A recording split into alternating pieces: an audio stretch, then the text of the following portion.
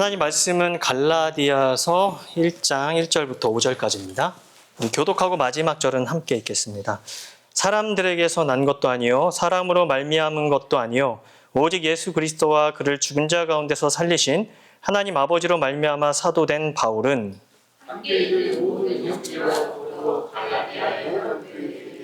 우리 하나님 아버지와 주 예수 그리스도로부터 은혜와 평강이 있기를 원하노라. 그리스도께서 하나님 곧 우리 아버지의 뜻을 따라 이 악한 시대에서 우리를 건지시려고 우리 죄를 속하게 위하여 자기 몸을 주셨으니 다 함께 영광이 그에게 세세토록 있을지어다. 아멘. 네, 오예배 시간 이제 갈라디아서를 또 진행하겠습니다. 성경의 큰 그림을 그려보았는데요. 아직까지 뚫리지 않는 부분이 있다라고 얘기하신 우리 또 오진서 집사님 계셨는데, 네. 제가 못다한 그런 부분들은 이 시간을 통해서 보충하면서 또 그렇게 진행을 하도록 하겠습니다. 사실 그 큰 그림을 바울이 알고 있었고 또 그거에 이어서 예수님께서 어떻게 일하셨는지에 대한 그런 명확한 생각을 가지고 있었기 때문에 이 서신서를 또 그렇게 쓸 수 있었던 것이고 또 이것을 통해서 우리가 많은 것들을 배울 수 있는데요. 특별히 갈라디아서를 선택한 이유는 이 갈라디아서에 아주 중요한 핵심들이 있기 때문이죠. 그 갈라디아서가 굉장히 중요한데 사실은 바울 서신서들은 읽어보시면 알겠지만 문체가 사실은 좀 딱딱합니다. 그렇죠? 이게 논리적인 흐름에 따라서 바울이 보통 편지를 쓸 때 뭐 인사를 하고 그 다음에 교리적인 부분들 꼭 그리스도인이라면 알고 있어야 되는 그런 교리적인 부분들 있잖아요. 그런 것들을 설명을 하고 난 다음에 뭐로 넘어가냐면 실제 생활은 어때야 된다. 너희가 그리스도의 자녀가 되었으니 이렇게 살아야 된다라고 그런 논리로 가는데 그렇기 때문에 상당히 좀 딱딱한 부분이 있긴 하지만 그래도 이 서신서를 곰곰이 살펴보면 복음의 진리가 무엇인지 또 복음의 핵심이 무엇인지 우리가 좀 정리를 할 수가 있거든요. 그래서 갈라디아서를 선택하게 되었습니다. 특별히 이제 갈라디아서와 로마서는 이 교회 역사에 있어서 굉장히 중요한 영향을 끼친 바울의 편지라고 이야기할 수 있습니다. 교리의 교본이라고 얘기할 수 있는 로마서 또 갈라디아서 그렇게 얘기할 수 있는데요. 특히 이 종교개혁 그 시대를 그 종교개혁 이래로 이 갈라디아서를 어떻게 봤냐면 주로 이신칭이 많이 들어보셨죠.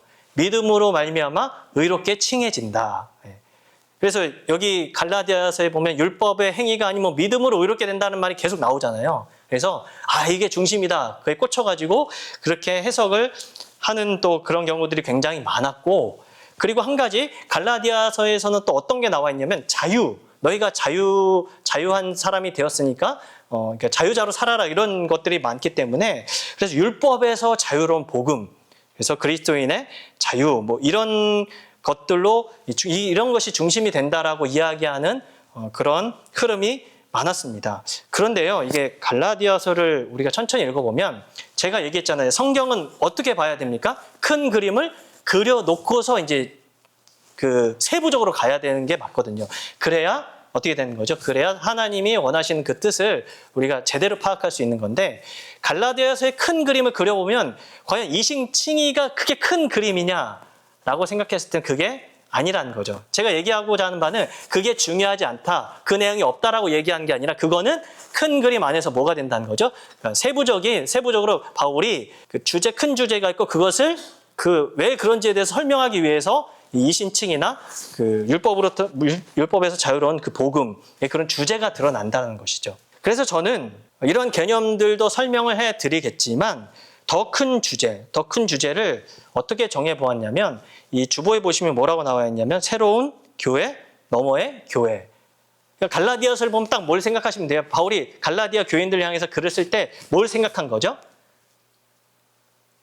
새로운 교회를 하나님께서 어떻게 만드셨는지에 대해서 이걸 생각하면서 이 모든 내용을 전개했다라는 거죠. 갈라디아 교회 그 교인들이 이것을 제대로 개념 정립을 못하니까 어떻게 하는 거죠? 다른 복음을 막 따라가고 이렇게 되는 현상이 생기게 되니까 그래서 이런 주제로 생각해 보았습니다. 또 사실은 주제가 하나 더 있었는데 old and new. 이것도 사실 주제가 될 수 있거든요. 예전에는 하나님이 이렇게 하셨지만 새로운 그 시대는 하나님 또 어떻게 이렇게 교회를 만들어 가셨는지에 대한 그게 사실 언약과 맞닿아 있습니다. 언약이 어떻게 진행이 돼서 또 성취되어 있는 것과 그것과 맞닿아 있는데 이런 주제로 제가 정해 보았고요. 그러니까 바울이 갈라디아서를 쓸 때 무엇입니까? 그 갈라디아 교회 상황과 그 교인들이 꼭 알아야 할 그런 복음의 핵심을 전할 때 바로 새로운 교회를 하나님께서 예수님을 통해서 만드셨다. 요 얘기를 하고 싶었던 거죠. 그래서 새로운 하나님의 백성을 하나님께서 어떻게 만드셨는지, 그리고 그렇게 만들어진 새로운 하나님의 백성들은 어떻게 살아가야 하는지에 대해서 이 갈라디아서가 잘 얘기해주고 있습니다. 이런 큰 그림 속에서 뭘 생각해야 되는 거죠? 복음이 무엇인지, 또 이신칭의가 무엇인지, 또 그리스도인의 자유는 또 어떤 것인지에 대해서 우리가 좀 생각을 해야 이 바울이 말한 이 갈라디아서에 말한 그 핵심 그런 메시지들을 제대로 파악할 수 있을 것인데요. 이 점을 염두에 두면서 우리가 좀 생각을 해 보겠습니다. 그리고 이 편지는 갈라디아 교회에 바울이 쓴 편지인데 이 갈라디아 교회는요, 이 바울이 지금의 튀르키예 지역인 이 소아시아를 여행하다가 전도한 이방인들이 중심이 되어서 이렇게 시작한 그런 교회입니다. 유대인들이 아니고 누가 중심이 됐냐면 이방인들이 중심이 되어 세워진 그런 교회입니다. 4장 13절, 14절의 내용을 볼 때 이게 바울이 어떤 병 때문에 좀 의도치 않게 이들을 알게 되어서 바울은 병이 걸렸든 자기가 건강하든 건강하지 않든 뭘 하는 사람이죠? 그리스도의 복음을 전하는 사람이었습니다. 가택연금 갇혀 있었을 때도 사람이 찾아오면 복음에 대해서 전하는 거예요. 네. 복음에 그렇게 완전히 푹 빠져 있었던 바울인데 그런 병 때문에 의도치 않게 이들을 알게 되어서 그리스도를 전함으로써 그들이 복음을 믿게 된 것으로 보이는데요. 13절, 14절을 보면 갈라디아서 4장 내가 처음에 육체의 약함으로 말미암아 너희에게 복음을 전한 것을 너희가 아는 바라. 이런 얘기를 하는 거죠. 너희를 시험하는 것이 내 육체에 있을 때 이것을 너희가 업신여기지도 아니하며 버리지도 아니하고 오직 나를 하나님의 천사와 같이 또는 그리스도 예수와 같이 영접하였도다. 이렇게 얘기합니다. 그러니까 시험될 만한 그런 육체 질병들이 있어가지고 말을 듣지 않을 법도 한데 복음을 전하니까 그들이 어떻게 했다는 거죠? 받아들였다는 그런 얘기예요. 그런 또 이야기를 합니다. 그래서 바울은 이 갈라디아 교인에게 다른 걸 전한 게 아니라 십자가에 못 박히신 그리스도를 전했습니다. 그래서 바울이 하나님께서 이 그리스도 예수를 통해서 어떻게 합니까? 현재의 이 약한 세대에서 당신들을 구해내어 새로운 시대와 새로운 삶을 살게 해주신다라는 그런 복음을 전하자 그들이 어떻게 하는 거죠? 복음을 받아들여서 전에도 안 받아들일 수 있는데 어떻게 합니까? 전하니까 받아들여서 세례를 받고 새로운 공동체를 시작하게 된 거죠. 그래서 갈라디아 교회는 그렇게 예수를 받아들임으로써 드라마틱한 성령의 역사를 또 경험했고 이 교회가 시작되고 바울이 얼마나 머물러 있었는지는 알 수가 없습니다. 알 수가 없지만 그는 이 교회가 굳건하게 계속 자라겠다라는 그런 믿음을 가지고 어떻게 합니까? 다른 곳으로 선교를 떠나게 되죠. 그런데 얼마 지나지 않아 이 소식이 들려오는 거예요. 무슨 소식입니까? 충격적인 소식을 듣게 되는데 바울이 떠난 후에 어떤 전도자들이 들어와서 다른 복음을 전하기 시작한다는 거예요. 바울이 얘기한 것과는 뭔가 좀 다른 그런 복음을 전하기 시작했다라는 거죠.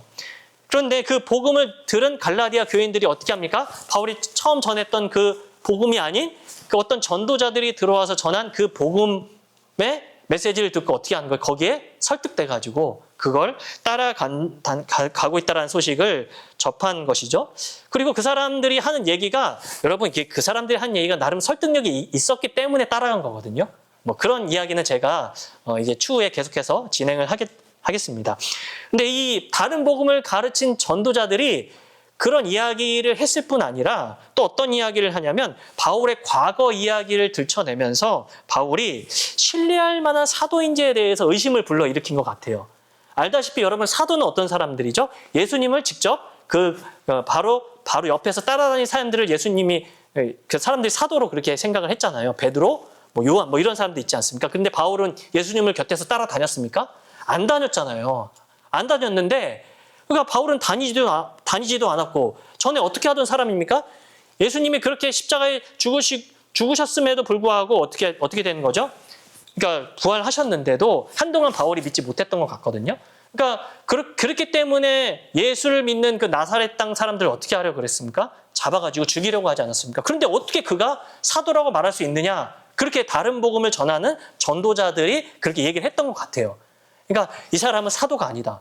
지 마음대로 자기가 사도라고 주장하는 거다. 그렇게 얘기를 한 것 같습니다. 그러자 그런 소식을 전해 듣고 이게 바울의 마음이 어땠을까요? 이게 무너진 것 같은 거예요. 다른 것을 따라간 것도 그런데 자기는 사도로서 이걸 전했는데 사도가 아니 정말 신뢰할 만한 사도가 아니라는 그런 이야기를 막 듣고 갈라디아 교인들이 어떻게 하는 거죠? 거기 막 동조하는 그런 상황이 되니까 이런 소식을 전해 듣고 화가 난 바울은 너무 화가 났어요. 화가 난 바울은 급히 편지를 썼는데요. 이게 바울이 화가 난 이유는 그냥 단순히 그냥 자기를 인정해주지 않아서 그런 게 아니라 그렇게 되다 보면 결국 뭐가 되냐면 바울이 전한 복음 자체가 권위가 없어지고 결국에는 다른 걸 따라가게 되는 그런 상황에 처해 있기 때문에 개인적인 공격을 받았기 때문이 아니라 그 다른 복음을 전한 사람들이 여러 가지 이유를 들어서 자기네들이 전한 것이 진짜라고 그렇게 주장을 하니까 이게 어떻게 되는 거예요? 복음의 진리가 왜곡되고 변질되기 때문에 그럼 사람들이 하나님의 뜻에 따라 그 하나님의 나라를 이렇게 진행시켜 갈 수 있습니까? 그렇게 가르침을 받고 그대로 행하면 그럴 수가 없으니까 이게 너무나 급하다 그런 생각이 들었기 때문에 바울이 이렇게 분개하면서 이 편지를 쓰게 됐다라는 거죠. 그런 이 바울의 마음이 여러분 1장부터 잘 드러나게 되는데 우리 1절을 함께 읽어보겠습니다. 1절 다 함께 읽어보겠습니다. 시작. 사람들에게서 난 것도 아니요 사람으로 말미암은 것도 아니요 오직 예수 그리스도와 그를 죽은 자 가운데서 살리신 하나님 아버지로 말미암아 사도된 바울은 이렇게 시작을 합니다.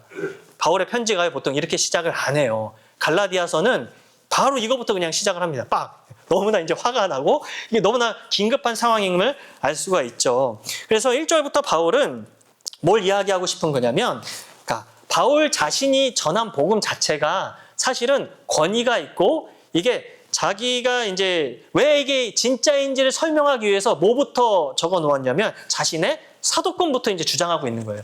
예수님께 직접 임명을 받은 사도다라고 이렇게 주장을 한다는 거죠. 바울은 사람들이 보내서 사도가 된 것도 아니고 어떤 한 사람을 통해서 자신이 사도가 된 것도 아니라는 점을 강조하면서 오직 누구 때문에 사도가 됐다고 이야기하냐면 오직 예수 그리스도와 하나님 아버지로 말미암아 사도가 되었다고 그렇게 딱 이렇게 편지에 적어놓고 시작을 한다는 거죠.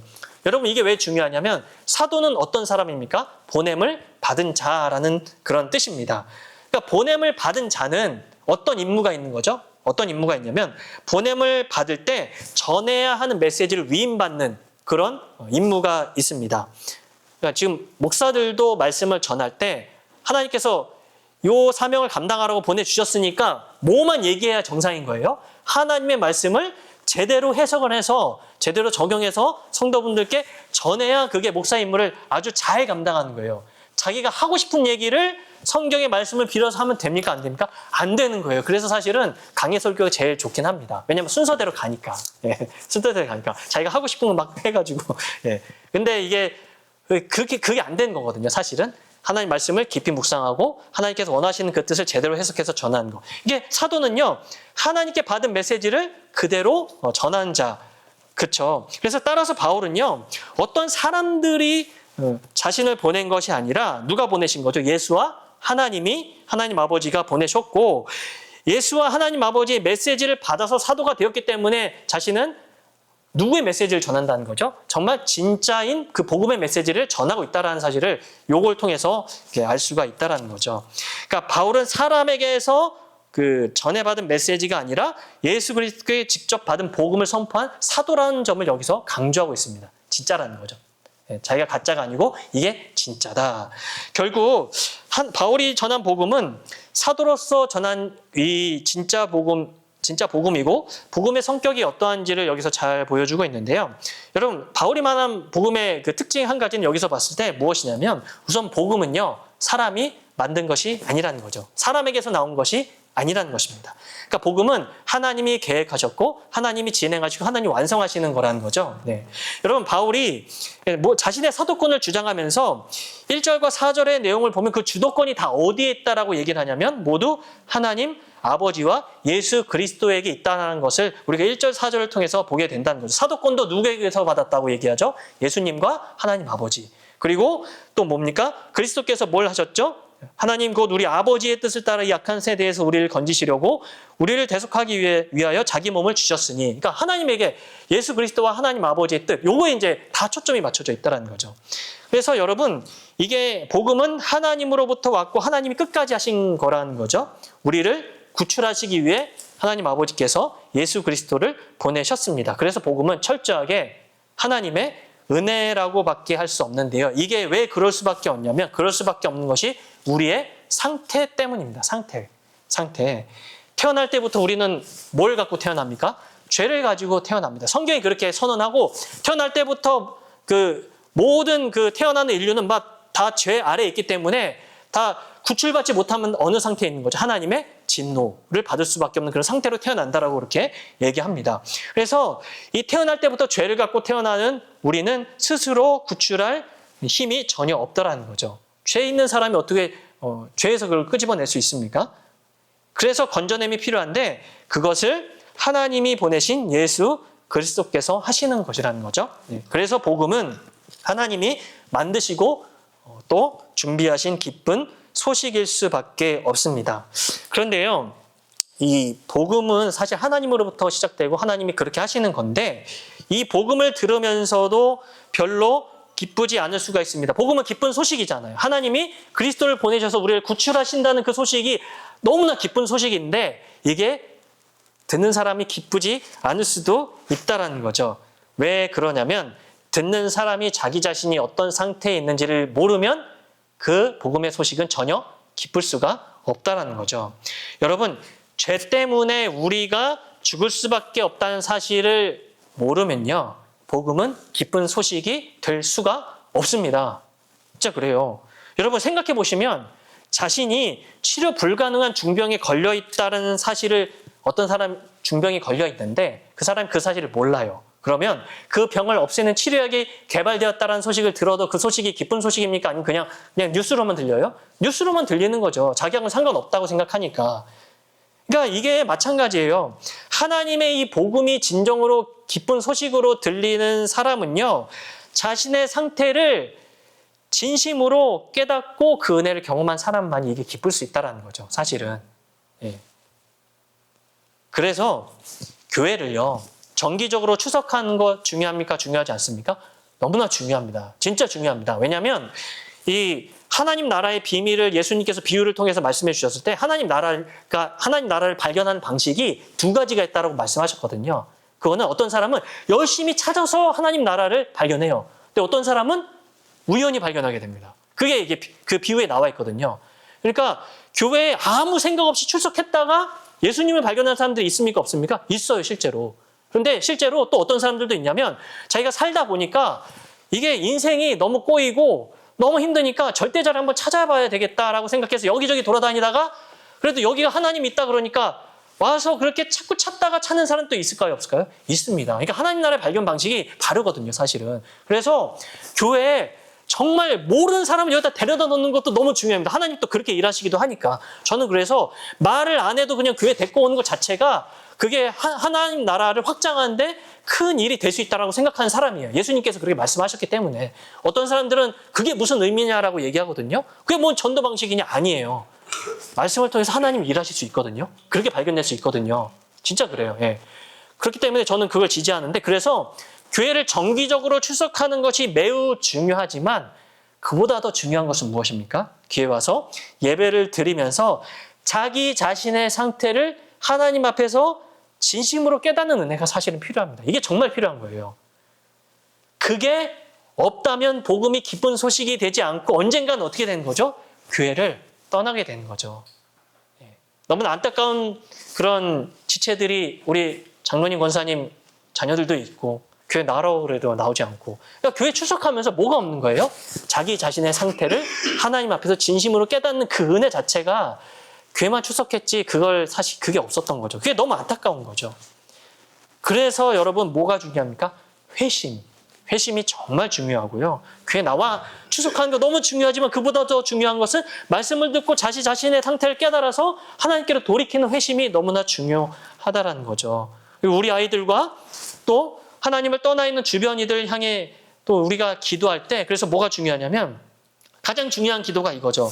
그러니까 우리 자녀들이 뭔가 잘 되고 이런 것보다 그거는요 후의 문제고 가장 중요한 기도의 제목은 무엇입니까? 하나님 우리 아이들이 또 우리 주변에 하나님을 떠나 있는 저들이 복음이 그 예수 그리스도의 복음이 정말 기쁜 소식이 될 수 있도록 은혜를 좀 베풀어 주십시오라는 그런 기도가 사실 필요한 것이죠. 이게 정말 필요합니다. 그렇게 하나님이 만드시고 또 계획하신 이 복음은 어떻게 실현되게 되냐면 예수께서 십자가에서 자기를 희생한 것에 의해서 그렇게 실현이 되었습니다. 이게 사실 언약의 성취거든요. 이 얘기를 제가 또 하겠는데 예수께서 십자가 죽음으로 자신을 희생한 그 이유는요. 바로 우리의 죄를 대속하기 위함이었습니다. 무엇입니까? 우리의 죄를 대속하기 위함이었죠. 우리 4절을 함께 보실까요? 4절. 우리 다 함께 읽겠습니다. 시작.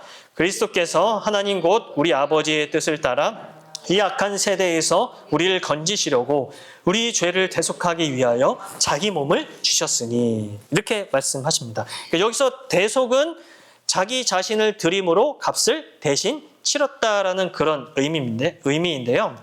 예수 그리스도께서는 하나님 아버지의 뜻을 따라 하나님 아버지의 뜻이 여기에 있었다라는 거죠.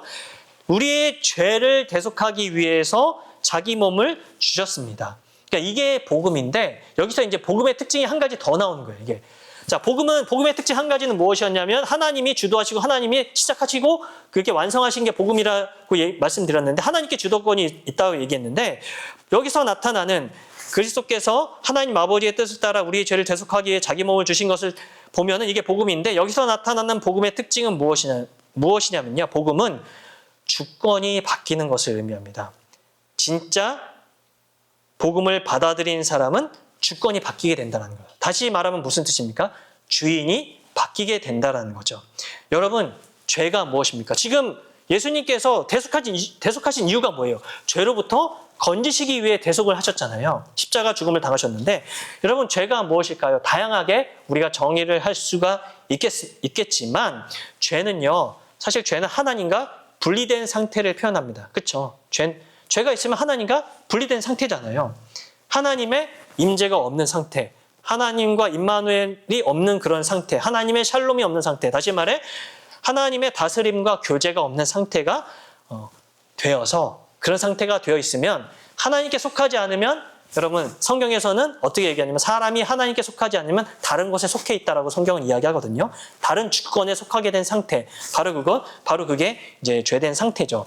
그래서 성경은 사람의 상태를 이야기할 때 태어나는 모든 사람이 다 죄를 갖고 태어나는 죄인이라고 이야기를 합니다. 결국 이 말씀은 사람은 태어날 때부터 하나님이 주인이 아닌 거예요. 하나님의 주권 아래 태어나는 게 아니라 다른 주권에 속해 있는 상태로 태어나게 된다는 거죠. 얘기하면 죄의 주권 아래 혹은 마귀의 주권 아래 그렇게 태어난다라는 뜻이죠. 그런데 여러분 하나님께 속하게 되면 뭐가 보장되어 있습니까? 뭐가 보장되어 있냐면 생명과 복이 보장되어 있습니다. 그렇죠? 그러나 다른 주권에 속해 있으면 뭐가 보장되어 있죠?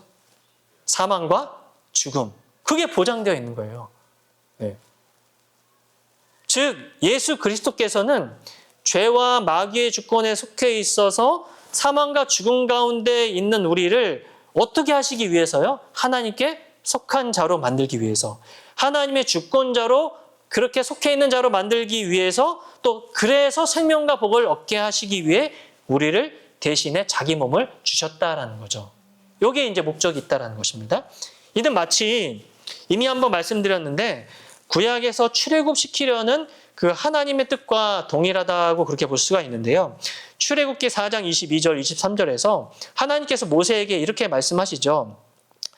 너는 바로에게 이르기를 여호와의 말씀에 이스라엘은 내 아들 내 장자라. 이스라엘이 내 장자라는 거예요. 내 아들이라는 거예요. 23절 내가 내게 이르기를 내 아들을 보내주어 나를 섬기게 하라 하여도 내가 보내주기를 거절하니 내가 내 아들 내 장자를 죽이리라 하셨다 하라 하시니라. 그러니까 이스라엘이 아들이고 하나님의 아들이고 당연히 와서 나를 섬기게 해야 되는데 네가 안 보내주니까 네 아들을 죽이겠다 그렇게 말씀을 하라고 그렇게 모세에게 말씀하신 거죠. 근데 여기서 우리가 보게 되는 건 하나님께서는 이 출애굽하는 백성들이 지금 뭐의 주권 아래 있는 거죠? 바로의 종으로 바로가 시키는 대로 하고 있잖아요. 그렇게 하고 있는 바로의 종으로서 바로를 주인으로 섬기고 있던 이스라엘 백성을 출애굽시키셔서 뭘 하기 원하셨냐면 나를 섬기게 하라. 이게 무슨 얘기예요? 종에서 종으로 가는데 누구의 종에서 누구의 종으로 갑니까? 바로의 종에서 하나님의 종으로 가는 거죠. 근데 제가 말씀드렸듯이 하나님의 종으로 가는 것은 여러분 이게 바로의 종으로 있는 것과는 완전히 차원이 틀린 종이라고 말씀을 드렸지 않습니까? 자유로운 종, 또 하나님의 생명과 복을 이어받을 종. 그런 건데, 즉 하나님은 하나님을 주인으로 섬기게 하시기 위해서 모세를 통해 이스라엘 백성을 출애굽시킨 것이죠. 그래서 출애굽은 단순히 노예에서 해방되는 사건이 아니라 결국 주인이 바뀌는 그런 사건이었다라는 거죠. 그러니까 이런 것들을 봤을 때 또 하나님의 뜻이 여기 있다는 것을 볼 수 있고요. 또한 바울은요, 이 죄를 대속하기 위해서 자기 몸을 주신 예수께서 우리를 현재의 이 악한 세대에서 건져주셨다라고 그렇게 표현을 합니다. 4절을 보시면 그리스도께서 하나님 곧 우리 아버지의 뜻을 따라 이 악한 세대에서 우리를 건지시려고, 악한 세대에서 우리를 건지시기 원하셨다. 그렇게 건지셨다라고 표현을 한다라는 거죠. 이게 무슨 의미냐면 성경은 시대를 두 부분으로 이렇게 구분을 합니다. 현재 시대는 이 악이 장악하고 있는 시대, 하나님의 공의가 제대로 세워지지 않는 그런 시대를 이야기하고, 그러나 앞으로 새로운 시대가 올 텐데 어떤 시대가 오는 거죠? 그때는 하나님의 공의가 세워지고 하나님의 생명이 가득 차는, 하나님의 영광이 가득 차는 그 시대가 올 거라고 이렇게 얘기를 하죠. 그게 새 시대인데요. 그러니까 그러나 앞으로 새 시대가 오는데 그때는 하나님의 공의가 세워지고 하나님의 생명이 가득 차는 그런 시대가 올 것이라고 성경이 이야기합니다. 그러니까 성경의 큰 그림으로 우리가 생각해 보면 바로 구약에서 약속된 메시아가 오셔서 언약이 회복되고 하나님의 공의가 세워지면서 하나님의 나라가 임하는 시대가 바로 새 시대라고 말씀드릴 수 있고, 이건 악한 이 현 시대와는 구분되는 그런 시대라는 거죠. 그러니까 바울은 예수 그리스도의 십자가와 부활로 언약이 성취되고 회복되었을 뿐 아니라 새 시대, 즉 하나님의 나라가 이미 시작되었다라고 그렇게 선포를 합니다. 예수님과 똑같습니다.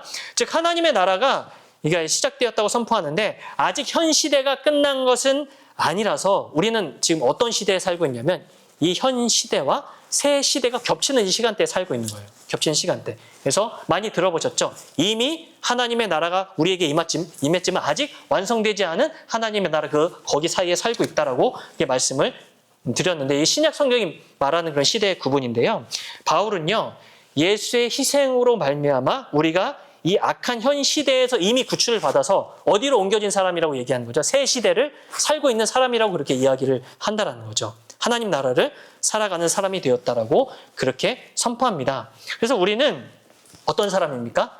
악이 장악하고 있는 그런 시대, 그런 세대를 살아가고 있는 사람들이 아니라 실제로는 어떤 시대를 살아가는 사람이냐면 하나님의 나라, 아직 완성되지 않은 새 시대를 기다리며 살아가는 사람이 된 것이죠. 우리는 지금 바뀌어진 그런 시대를 살아가고 있는 사람들이기 때문에 우리에게 있는 그 주권은 누구에게 있는 것이죠? 바로 하나님께 있다라는 거죠. 사실 우리가 거기에 속해 있기 때문에.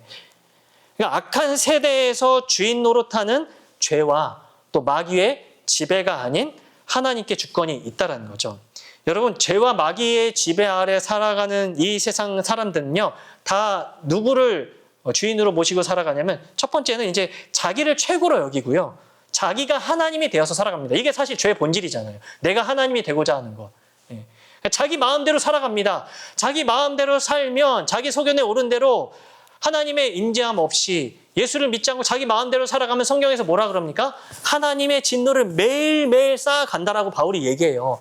그래서 살아가는 삶 자체가 하나님의 진노를 계속해서 쌓아가고 있는 삶이라는 거예요. 이거 생각하면요, 와, 이거 정말 우리 주변에 믿지 않는 사람들 정말 큰일 나겠다 그런 생각이 들어요. 사실 바울이 그렇게 표현하거든요. 하나님의 진노를 그렇게 쌓아가고 있다. 하나님께서 내버려 두시면 그게 가장 큰 재앙이죠. 왜냐하면 구원받을 길이 없잖아요. 네. 그게 무서운 진노를 매일매일 쌓아갑니다. 자기 마음대로 살아가면서 자기가 하나님이 되어 그렇게 살아가면.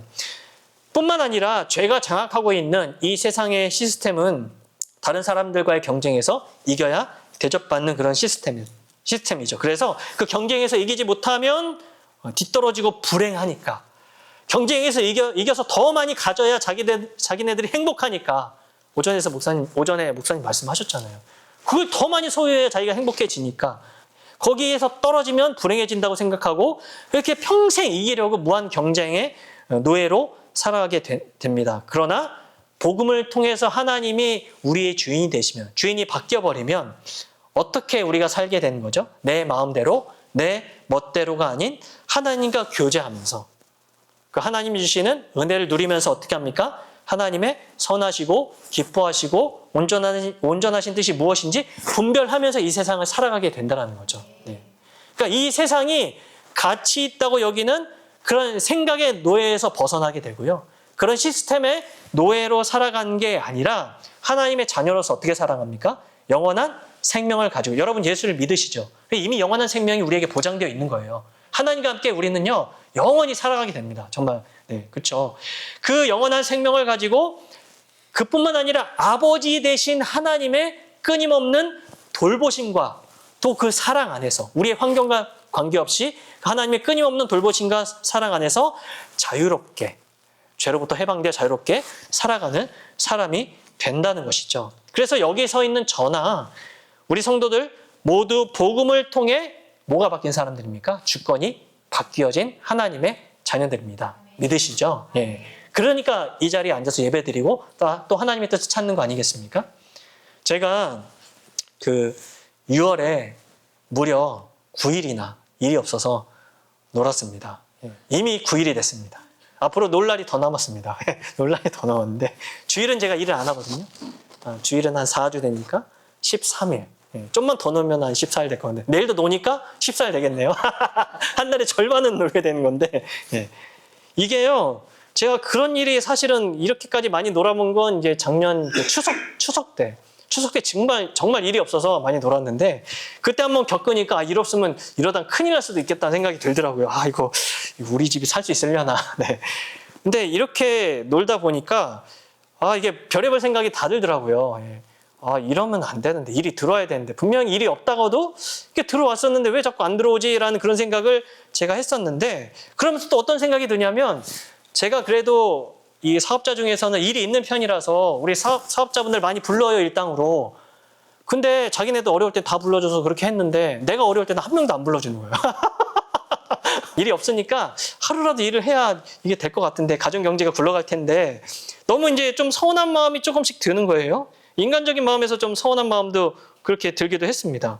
예, 전화 한 통도 없는 거예요. 일정이 되냐? 혹시 전화 한 통도 없습니다. 그래가지고 너무 서운한 마음도 들기도 했는데 그런데 제가 이런 시간을 통해서 한번 좀 제가 제 자신을 돌아보면서 제가 좀 깨달은 점이 있는데 그게 뭐냐면요. 이게 사람들이 전화 한 통화도 없는 걸 보니까 나는 이게 하나님이 일을 안 주시면 난 굶어 죽겠구나 그런 생각이 드는 거예요. 누구도 전화 안 하니까. 예.